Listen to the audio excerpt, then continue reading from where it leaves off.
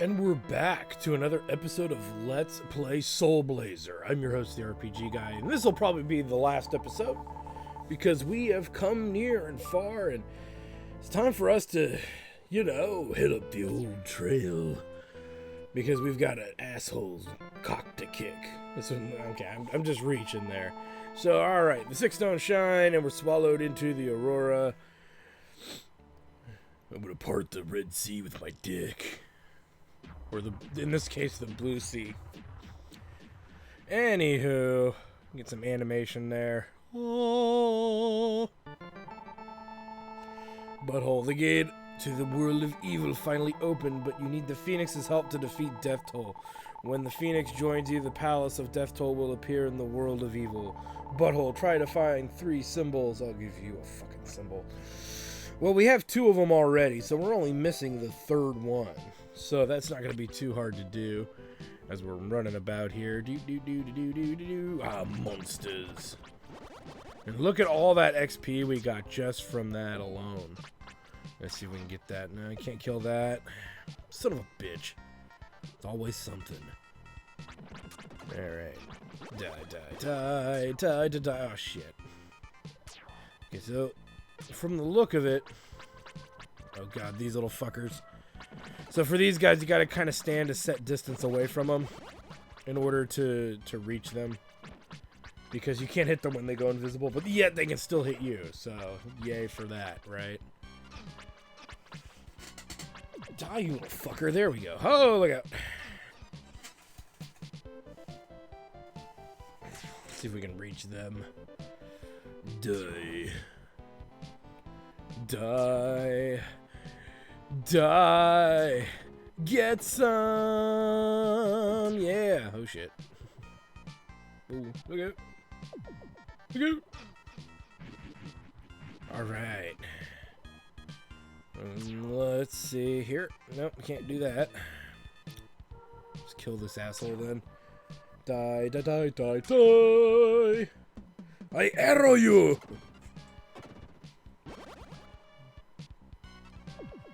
Hit the button, you fuck. There we go.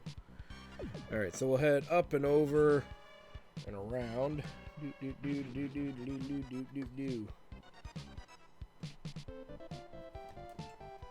fucking shit everywhere.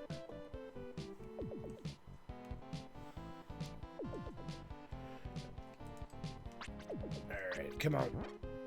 Butthole received the medicinal herb. I've got herb, bitch!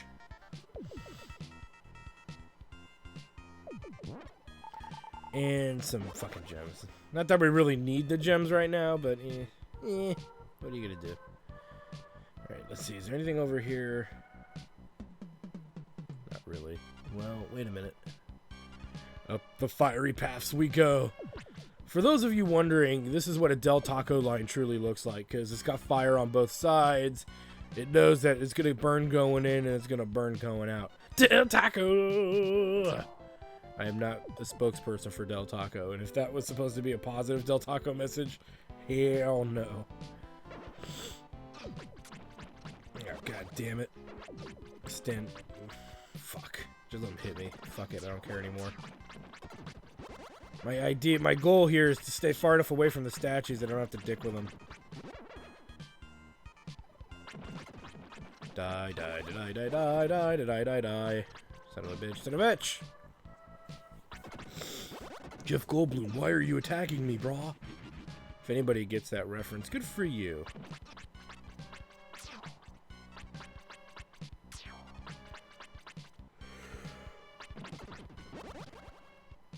Let's see, there we go. Kill him! Kill it! Kill it with beams. Yes, die, bug, die. Die!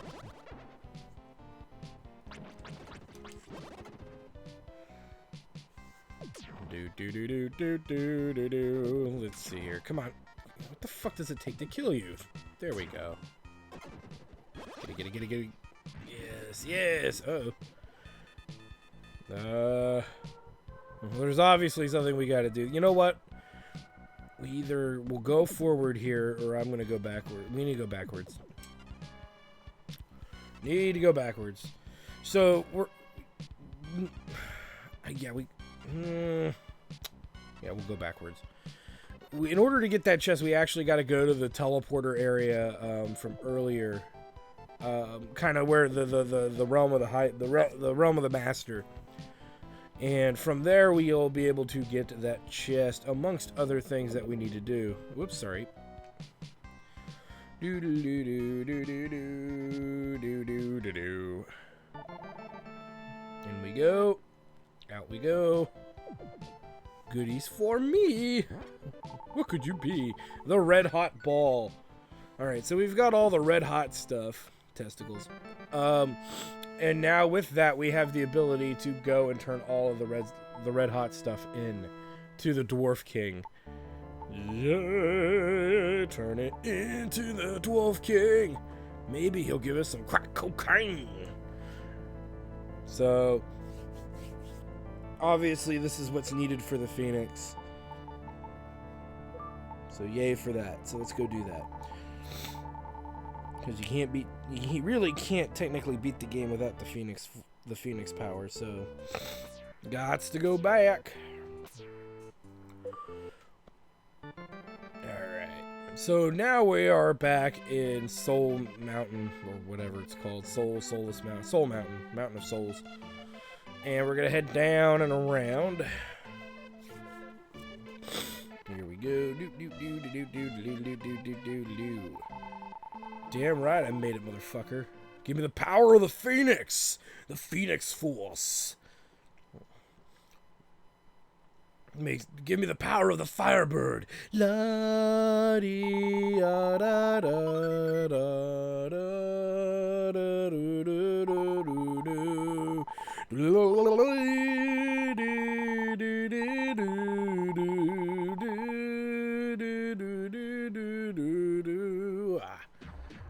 Make a rock anthem out of that. I'll give you guys a small history lesson. For those of you who don't know what the Firebird Suite is, it's a piece composed by Igor Stravinsky. And it was a test of the senses. It's like a 40-plus minute piece of music. 30 minutes or so of it is all very dissident. It's very painful to listen to. It's very aggressive and angry. And a lot of people don't like it. Even musicians don't like playing it. It's a beast. It's really hard to play. It doesn't sound very appealing. And one of the things about it is that... One of the things about it is that when you hear it, the first 30, 35, 40 minutes of it, okay, it's just that over and over and over again. And what it did, what Stravinsky did, which is what made him brilliant for his time, made him ahead of his time too, was he exposed you to pain and suffering for 30 minutes, arguably. He wouldn't look at it that way, but the standard person would. And then what it is then all of a sudden the aggression kind of just dies off. And then you've got this little thing at the end, this little horn solo that comes out.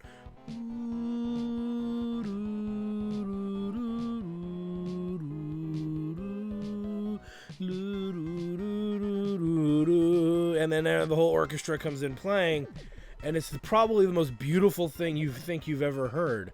But what it is actually, if you listen to that first and not the ending part, you're like, oh, it's just really pretty. Okay, that's nice. It's slightly pretty. But because you've succumbed to 30, 35 minutes of stuff that isn't really that entertaining to listen to, god damn it, that isn't pretty, it makes that sound like the most beautiful thing in the world.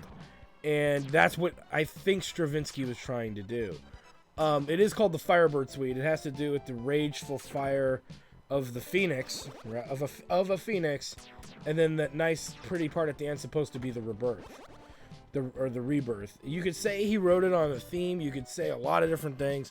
I still kind of stand by what I'm saying. I think he wanted to test the senses of the listener to see what he could get away with, and to prove that he can make something that's not that intricate, not that interesting, not that unique of a sound, sound like the most beautiful thing in the world if I succumb you to a lot of pain and suffering and numb your senses. And I think that's what he was trying to do. And that's a cool thing. That's actually cooler than just the theme of the Firebird Suite. So anyway, that's my take on that. I know that that is not a popular opinion amongst some musicians, but you know, if it gets you a PhD, you should probably have a good opinion. And thus, that's what it got me. It helped me finish college for my thesis. So, talking about music and how it dulls the senses, how it alters the senses, the pros and cons of modern music. It was a good paper. So anyway, jokes aside, yeah, I'm a highly educated person who loves video games. Actually, jokes aside, video games inspired me to become a musician. I can name the moment I wanted to become a great composer thanks to video games. I can do that. Alright, well, anyway, like I said, we're moving along here, and I'm trying not to get my ass kicked. And these walls kick ass, actually. Look, I'm forcing myself to take damage from them, even though it's not really that relevant. But these walls kick ass. They give incredible amounts of XP. We just don't have the means to kill them yet, but we will be able to shortly. In due course, of course. And you notice I'm not doing much. I'm just willingly taking damage, so because the stuff in here isn't damaging us all that much, so it doesn't bother me so much. All right, you come on. The Soul Armor, which looks kind of badass for a Super Nintendo game, allows us to walk in space. In space, no one can hear you wet yourself. In space, no one can hear you cry like a little girl. By the way, sorry, I'm trying to take a little less damage there, since we're not quite to the teleporter yet. Now this is the part in space where if you were to walk in here, you would gradually lose HP until you die if you did not have the armor. Yay, 100 gems! Oh, it must be my birthday. Alright, let's see here. Run. Oh, run. And up we go. Dodge. We might be able to just hang out here. Let's see. And yeah, we'll get hit every time he flies by, but it's not a big deal. Oh, look at that. That actually worked. Okay, we'll just kind of slightly back up a little bit. Yeah, I'm liking this. Oh, and we leveled up. Healing, yeah. Alright, you fly bastard. Time to die.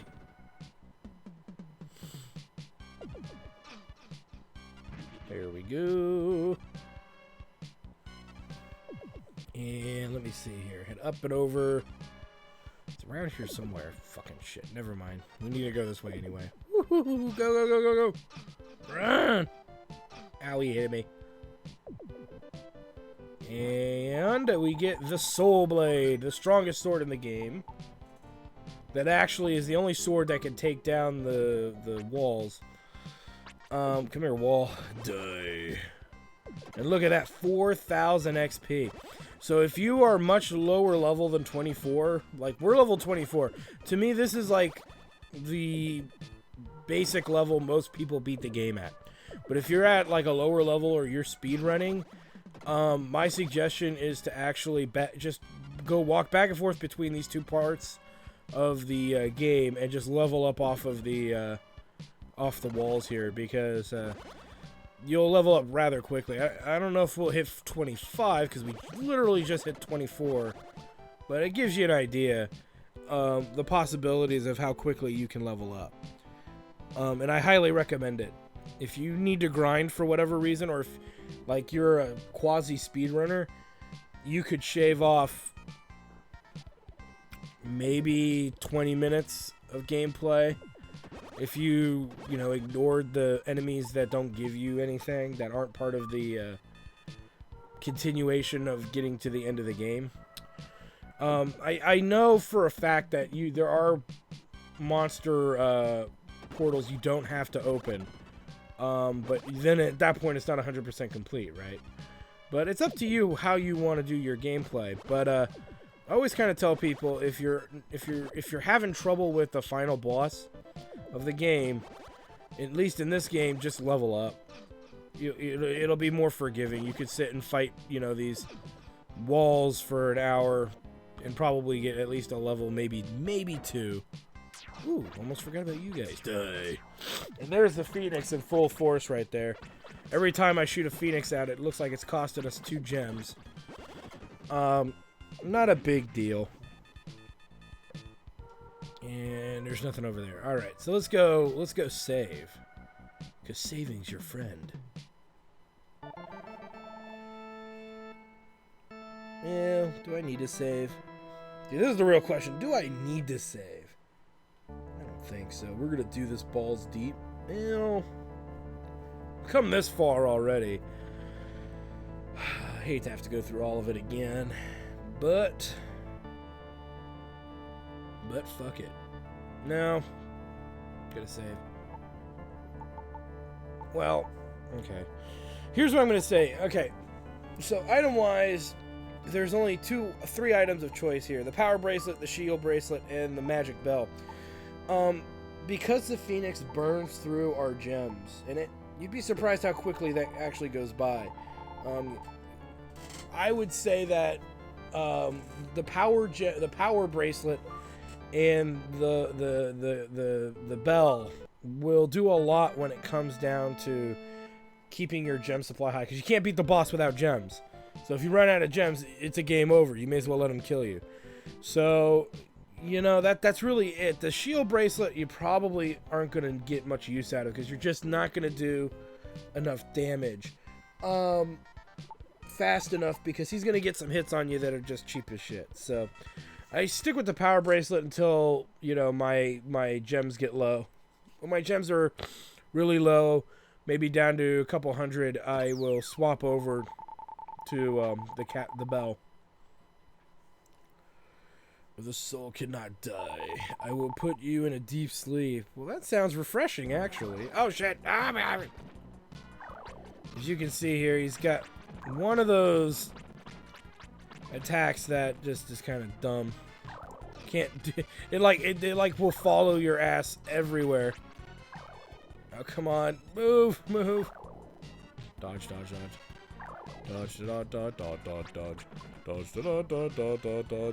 Come on, get some. I've got your name. I've got your ass. Yeah, get him. Yeah, look at that. Okay, my strategy. I have a new strategy for him now. Get right on him and hit him with Phoenix and with your sword. Being alive is suffering for some creatures. Okay.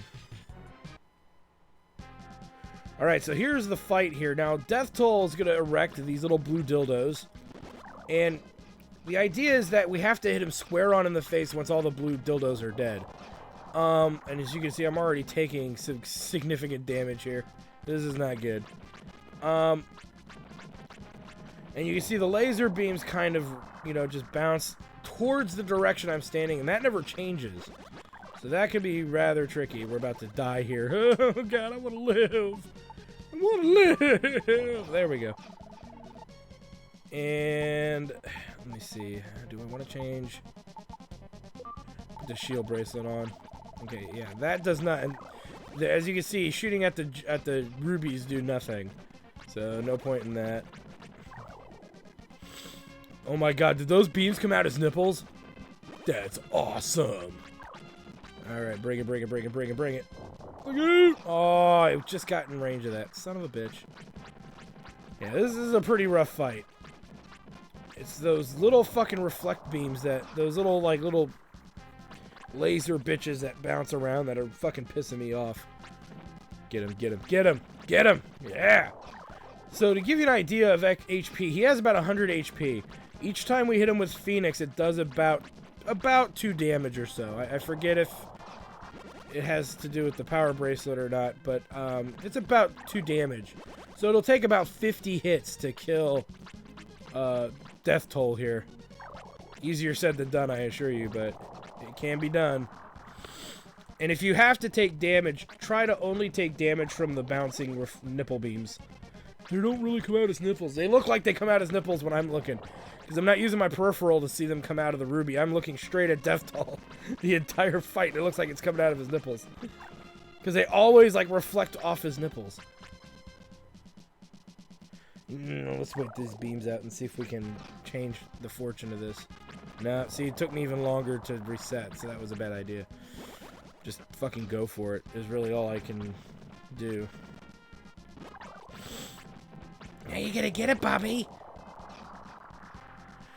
Alright, come on, bring it, bring it, bring it, bring it, bring it, bring it, bring it, bring it, bring it, bitch! Bring it, bitch! Bring it, bitch! Come on, come on. Look out!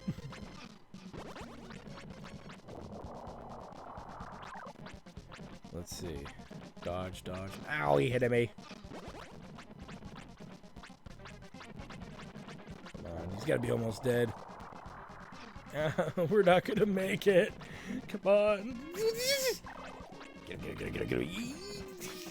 Yes! Fuck you, bitch. Oh, another one bites the dust. And another one gone, another one gone, another one bites the dust. Hey, Death Toll's gonna get you, fool, but another one bites the dust. Oh, so it looks like the Master's gonna stay and seal off the world of evil. As long as there are inventions in this world, the same thing will happen. I will say, stay to try to stop as much as possible. You are young and you should experience more. And if you figure out reasons for all feelings, all connections, all existences, then you will be wise like the Master. Butthole, get going. Alright. And there it is. Butthole, you made it! Aw, yeah! All the creatures have been saved, every last one thanks to you. Why don't you go and see the world and all its creatures?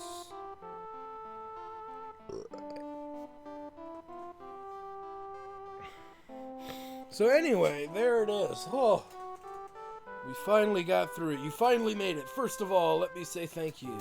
I started to think of many things, like porno and booze. I know this may sound strange, but in the human world, if a person kills one man, he is murder. However, if a person kills 100, then he is praised as a hero.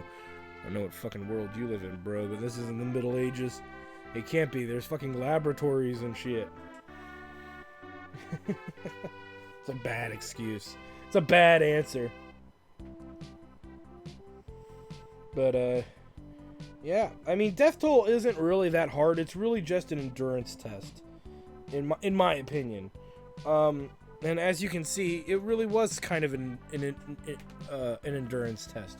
It was us sitting there fighting this bad guy to see if we would survive.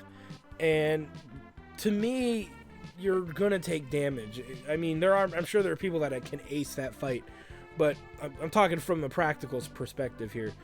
That battle can really drag you along if you're not just if you're so worried about dodging attacks and trying to not take damage and trying to, fall under this false belief that if I keep moving around a lot, I'm gonna live. Those little laser beams that come out of the gems don't do that much damage to you.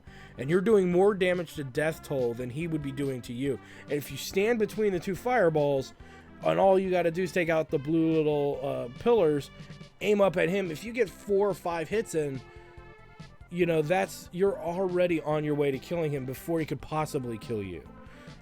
So that's my strategy. He's not that hard. In all fairness, the second to last boss of the game was fucking harder. That was a bigger threat to me than fucking Death Toll.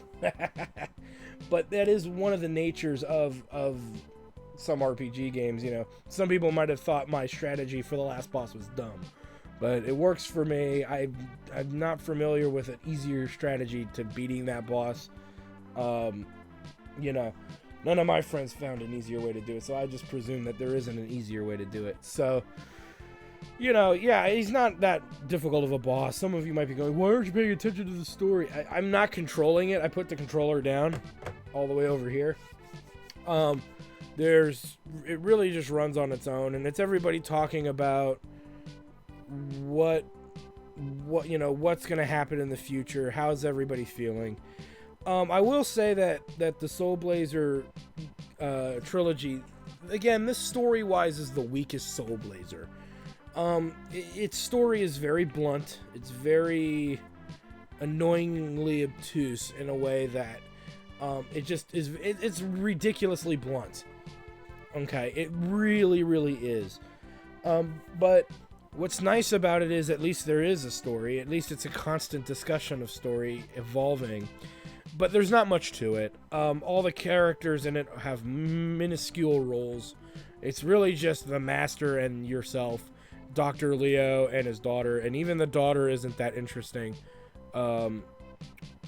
So it's just, that's it. That's the whole cast. When we dive into the other Soul Blazer games, you'll notice that the story is much more vast, much more intricate, much more under what's the term I'm looking for? There's so many undertones and, you know, simple, quiet discussions happening in it, where subtleties. There's a lot of subtlety in it, where if you aren't paying very close attention to what's being talked about, you'll miss the parallel. And I'm going to point them out as we discuss it. I'm going to point them out as we do it. But there's a lot of cool stuff in Illusion of Gaia and Terradigma that has to be, you know, talked about. But Soul Blazer itself, it's very subtle.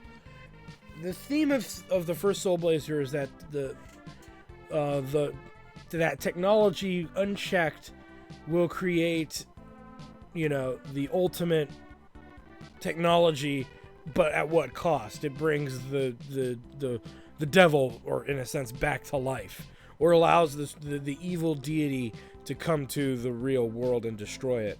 That's kind of the theme in this game, which already it didn't ring a huge bell to Nintendo, but Illusion of Gaia did, and that's what changed the franchise a lot. I think when Quintet just realized that Nintendo had a very sensitive spot for this discussion in the US of, wow, unchecked technology summoned the devil, and you had to go kill that bitch. Okay, that's pushing a boundary, but we like it. We'll let it go. Illusions of Gaia tests their limit further, because there was a point, I believe, and I have to go through my Nintendo powers and double check, that there was a point Nintendo may have thought to cancel it because of the themes that are in there. And like I said, we'll worry about that when we get there, because yes, we will eventually do Illusions of Gaia, but I do have some other games I want to promote forward. I actually want to break up some of the RPG fun a little bit with Robin Hood Conquest of the Longbow, I think, and then maybe after that I might do maybe Final Fantasy IV, the After Years, or you know, Grandia Extreme. I haven't really decided yet, but there's a lot to do out there. As we get into this discussion here, I will ask you to stay with me. Only promise me you will return someday.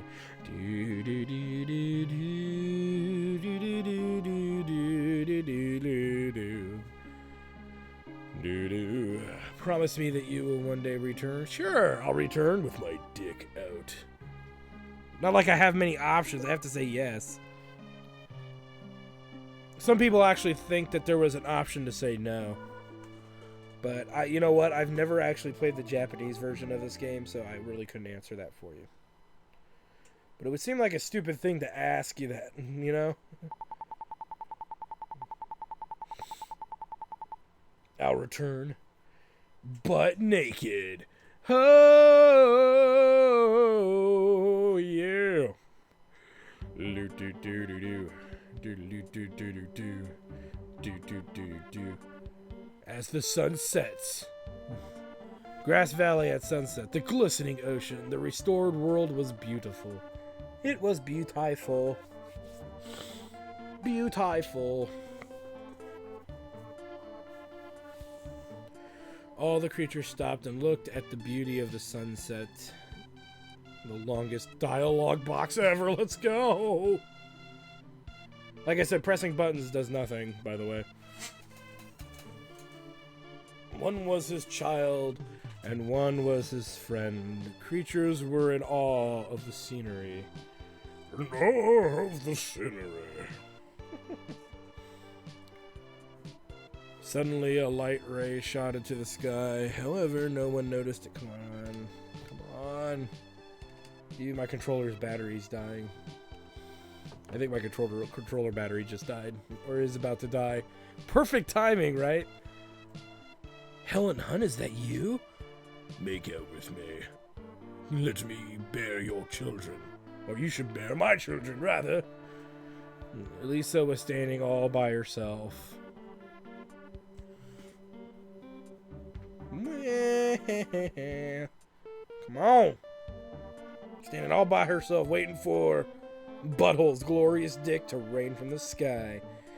She used to feel lonely when she saw the sunset, but now she thinks it is beautiful. It looks like a giant orange in the sky. Now, sunsets are beautiful. They are very beautiful. It's the moon, the dark side of a big fat dude's moon that you gotta fear. Just like her father changed impossible to possible, Lisa feels she will be happy if she believes. I thought we established that earlier. I'm totally being a dick in this ending. Like I said, I've always felt that even though there's a storyline in this game, the storyline is rather weak. Because really the biggest chunks of story have been in the beginning of the game and at the end of the game. Oh yeah, and there it is, guys. End credits of Soul Blazer. In the realm of these games, it's because it's really early in the, you know, the creation of these types of games. And it was banking off, I think, a bit of The Legend of Zelda: A Link to the Past. It was in light of that game. I think that personally this game is a 6 out of 10. Okay, 5 being average. It's better than the average game of this style. Like games like Lagoon and, you know, and whatnot. And I always felt that at least the storyline in this was cognitive. It was cognitive. That's not really the word I'm looking for. It was, it made sense. Even though it was very blunt, it was very kind of raw, it made sense. It wasn't over the top. It wasn't trying to be something that it clearly wasn't. And, you know, so I think that as a story, it's still a decent story. It's just not the best story out there. And obviously they improved upon this in Illusions of Gaia and Terra Enigma, which are considered the two, some people consider Illusions of Gaia to be like the top 10 best RPGs, you know, on the Super Nintendo, you know, but then again, I include Famicom with that, so it's not fair. Like, you know, all set aside, most people are concerned about my opinion of this game, this series versus Zelda. And I'll be honest with you, I think Zelda's more of an action-adventure game in a fantasy setting than it is an RPG. I consider this to be much closer to an RPG. And it's not because there's experience points. No, it's because there's actually a definitive storyline that's always being addressed. Where in Zelda, you will go for long periods of time without the storyline being addressed. In The Legend of Zelda, for example, you have to think of the storyline is only addressed in the beginning, when you get to the castle and beat Agnim, when you need to save the 8 maidens, but it's not addressed when you save each maiden. You know, you're just going from dungeon to dungeon, and you get maybe one paragraph of dialogue from the maidens, not telling you where to go next, not telling you, only giving you some basic information. But this game, in comparison, has a small novel worth of dialogue. You can talk and interact with people, and how you interact with people may change the way the game plays for you. Yes, that happens in Zelda, but it only happens once or twice. It's very minimal. And I think that minimalism doesn't really make it an RPG as much as it makes it an action adventure game. And I think Zelda's a great game. I love the Zelda I think the Zelda games are excellent. I think it's a wonderful franchise. Excluding the CDI games, of course, but there is that aspect that I stand behind when I say I don't really treat it as if it's an RPG game. In my experience, I don't really feel openly that that they are RPG games entirely. Whereas Soul Blazer, Terra Enigma, and Illusion of Gaia, those feel more like RPG games to me because it's a constantly evolving and changing story with huge character interactions and huge character development. Because the characters don't change that much throughout the game in Zelda, do they? Other than the world changing. But Agnan kind of is the same. All of Link's helpers don't really change that much, or the way they talk and speak, and the way that they help you and progress the game on. So it's just, they're different games to me. They're very different games. And I think the Zelda games, especially the early ones, are so incredibly different that they kind of fall out of the line of being an RPG game. But some people argue, well, it's a role-playing game. You play the role as Link. Well, then you can say that about any game in existence. That would make Call of Duty an RPG game, because you're taking the role of a soldier and going into battle. So that's a stupid argument. So I will nip that in the bud here. But like I said, this game to me has always been like one of the earliest games I've ever played on the console. Alongside, when I got my Super Nintendo, it came with Super Mario World, and I want to say the first two games that I got, my brother was allowed to get 2 games for Christmas, for his birthday, and I got 2 games for my birthday, and it was Final Fantasy IV, and it was this game here. My brother surprisingly got The Legend of Zelda: A Link to the Past because he liked the first Zelda game. And then he got, I can't think of the other game. I really can't think of what else he got. Pilot Wings, I think. Anyway, but yeah, I mean, they were fun. It's a fun game, and it keeps you on your toes. It keeps you working hard. And if you're a fan of this style of game, if you like Zelda games, but you always wanted to see what other people were doing, and you want something with a little bit more story element to it, and maybe less, item shop kind of item inventory management stuff, definitely check out this Soul Blazer trilogy. If you really like the Soul Blazer game and you would like to see more of it, say so in the comment box below. And what do you guys think? What's your favorite Soul Blazer game? What's your favorite Zelda game? And what other games would you like to see in the future? Subscribe and support the channels you watch, because I want there to be more. I want to do more with the series and everything. So, and if you guys really want to see it, I'll probably do it sooner than later. So thank you guys for stopping by. I am your host, The RPG Guy, and if you haven't checked out my website at www.jacktarstudios.com yet, do so. Also, we have a Patreon going, and you can watch me live at www.twitch.tv/JackTardStudios to see live streams going on all the time of various different games and whatnot, and you get to see some stuff played before I actually do a Let's Play of it. So, on that note, I want to thank you guys again for stopping by, and let's see, I don't think there's anything else to really talk about. We've talked about as much as one can talk about when it comes to the Soul Blazer series, and game's a solid 6. I think that there's more that can be done with it in the future. And I kind of wish that Quintet would come back. They're gone. They're dismembered.